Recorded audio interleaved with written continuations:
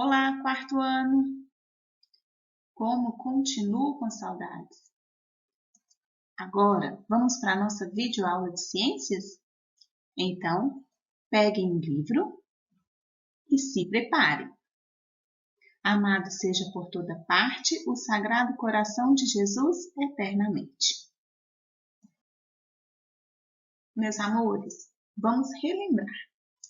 Nas últimas aulas, solicitei a leitura prévia das páginas 64 a 74. Porém, foram divididas por dias, certo? Também solicitei que assistissem a alguns vídeos sobre os conteúdos lidos, certo? E na nossa última aula online, nós conversamos um pouquinho sobre as páginas 64 e 65. Inclusive, fizemos a correção, ok? Agora, nós vamos para a página 66, pois nós vamos ver as propriedades da matéria. Vocês já fizeram a leitura prévia, assim eu espero, né? Então, agora nós vamos rever, conversar um pouquinho mais, certo? Então, a primeira propriedade é a massa. Lá na página 66, então, nós temos a massa. É a propriedade que descreve a quantidade de matéria e ela é muito importante no nosso dia a dia. As medidas de massa podem ser feitas com balanças, como apresentada na imagem a seguir. Então, quando nós compramos um arroz, um feijão, por exemplo, né, elas são matéria. Então, nós precisamos saber a quantidade que tem de massa. Então, assim, nós usamos as unidades de medida, quilograma ou grama, que são as mais comuns, certo? Agora, nós vamos ver sobre a outra propriedade da matéria, o volume. Então, vamos para a página 67. O volume é outra propriedade da matéria muito utilizada em nosso cotidiano e indica o espaço que essa matéria ocupa. Então, vejamos. No nosso dia a dia, em nossas casas, para quem vai fazer comidas, receitas, utiliza-se muito o copo medidor para saber o volume de líquido a ser colocado na receita. Para sabermos em números, né, no valor numérico, a quantidade de volume, nós utilizamos as unidades de medida litro ou mililitro.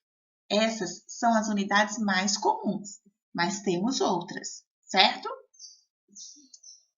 Vamos para a página 68. Você sabia? Toda matéria tem como característica a impenetrabilidade, pois dois corpos não podem ocupar o mesmo lugar ao mesmo tempo. Então, vejamos o exemplo citado. Imagine um copo cheio de água. Nesse copo, nós vamos colocar uma pedra e a água vai transbordar. Ou seja, não é possível ter dentro do copo a água e a pedra ao mesmo tempo com a mesma quantidade, né, com o mesmo volume. Então, a água que transbordou refere-se ao volume da pedra, certo? Nós vamos para os estados físicos da matéria. Na página 68. A matéria pode ser encontrada na natureza principalmente em três estados físicos: o sólido, o líquido e o gasoso. Os sólidos apresentam volume fixo e forma definida, independente de onde estão. Por exemplo, uma mesa, ela vai ter em Divinópolis um formato e um volume, certo? Se eu pegar esta mesa e transferi-la para Nova Serrana, lá ela continuará com o mesmo volume e com a mesma forma. Agora nós vamos para a página 69. Os líquidos.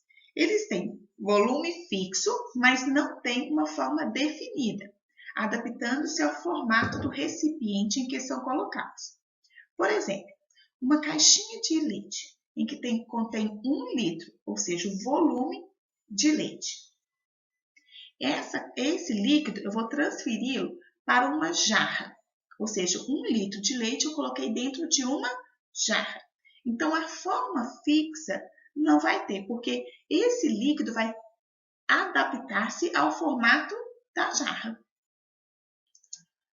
Agora, os gases não têm volume fixo, nem forma definida, nenhuma forma própria, né? Eles preenchem completamente o recipiente no qual se encontram. Por exemplo, se nós vamos decorar uma festa e utilizamos balões. Se eu utilizar um balão no formato de coração e um formato de estrela, então o gás vai preencher aquele espaço do formato de coração e do formato de estrela, não tendo volume fixo para os dois, certo?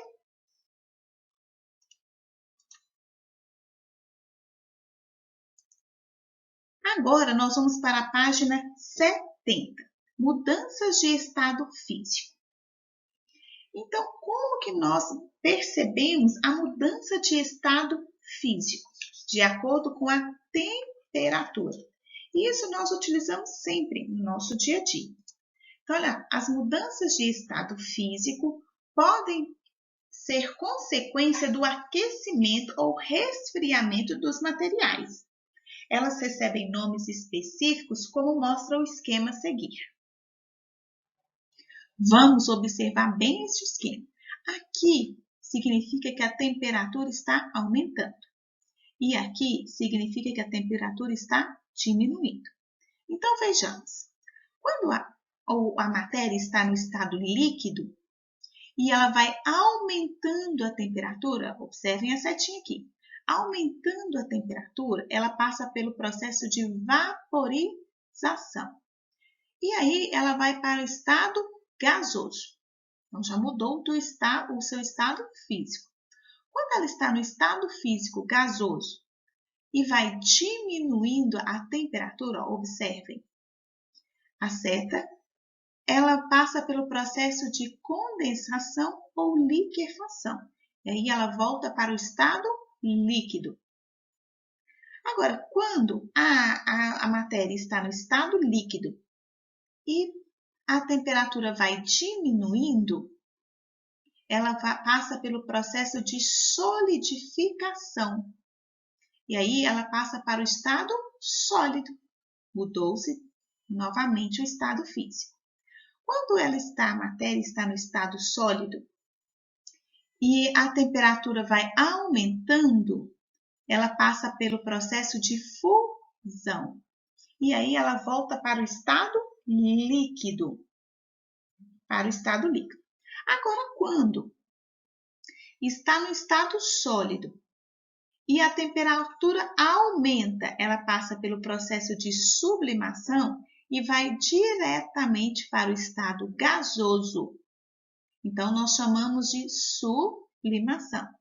Agora, quando ela já está no estado gasoso e a temperatura vai diminuindo, ela passa pelo processo de ressublimação e vai diretamente para o estado sólido, ou seja, sem passar pelo estado líquido.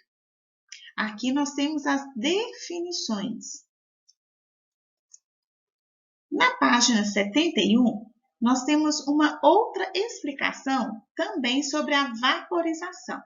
Observe que a vaporização ela é dividida de duas formas. Evaporação e a ebulição. A evaporação acontece quando a temperatura aumenta, mas de forma mais lenta, sem formar bolhas. A água vai evaporando, por exemplo, mas de forma mais lenta. Agora, quando acontece a vaporização, mas de uma forma em que a temperatura aumenta muito e acontece a formação de bolhas, aí nós chamamos de ebulição, porque aí a temperatura aumentou mais rapidamente, ok? Aqui nós temos os exemplos. E aqui a definição sobre a sublimação. Agora, nós vamos para a página 72, aplicando a ciência. As mudanças de estado físico estão presentes em nosso cotidiano. No nosso dia a dia, essa mudança está presente. Então, vejamos um exemplo. A solidificação.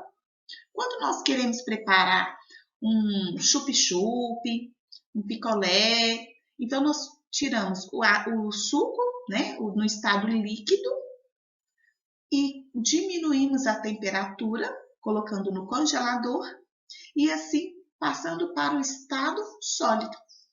Nós chamamos esse processo de solidificação.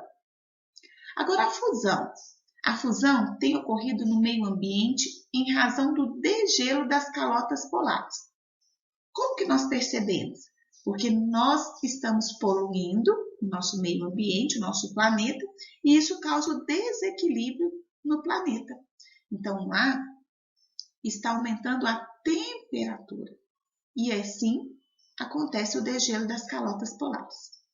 E a condensação? Ela ocorre principalmente quando nós podemos perceber durante o banho, um banho mais quentinho. O vapor da água, né, durante o nosso banho, encosta-se na parede fria, no espelho, e assim forma-se as gotículas de água. E assim, então, a água que está em vapor passa-se para o estado líquido. E a evaporação, ela é empregada no processo de produção do sal marinho. Por exemplo, quando a água do mar ela é aquecida pelo sol, então ela vai evaporar e aí fica somente o sal. Por isso que quando nós vimos a separação, né, do sal, ele separa-se um tanto de água do mar e se espera, né, evaporar para se separar o sal.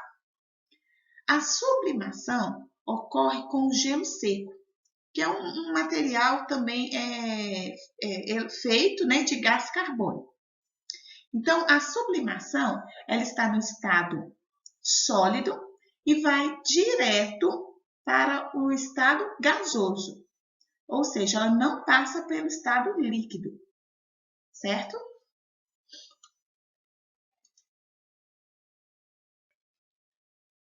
Agora, nós vamos para a página 74, as mudanças de estado físico da água. A água ela muda de estado físico quando aquecida ou resfriada, no mesmo esquema que nós vimos anteriormente. Mas vamos ver sobre a água. Essa seta indica a diminuição da temperatura da água. E aqui há o aumento da temperatura da água, a seta vermelha. Então vejamos, a água está nessa jarra em estado líquido. Então, a água líquida, ela acontece o aumento da temperatura e ela passa pelo processo de vaporização. E aí ela passa a ser um vapor de água que se mistura com o ar, ele é invisível, né? E aí esse vapor, quando encosta, né, em regiões mais frias, né, quando a temperatura está esfriando, olha, ela passa pelo processo de condensação ou liquefação. E assim ela retorna para o estado líquido, certo? A água também no estado líquido. A temperatura diminui. Observem a seta. E aí ela vai diminuindo, ela passa pelo processo de solidificação e aí ela vai para o estado sólido. Ou seja, a água está no estado sólido, virando gelo. Quando ela está no estado sólido e a temperatura vai aumentando, ela vai passar pelo processo de fusão e vai retornar à água líquida, ok? É o mesmo que acontece com o ciclo da água, né? A água no estado líquido, ela evapora, formam-se as nuvens, né? E depois ela vai para o processo de condensação, que ela retorna em forma de água, né? De chuva, e assim por diante, né? E esse ciclo da água, ele é constante, ok?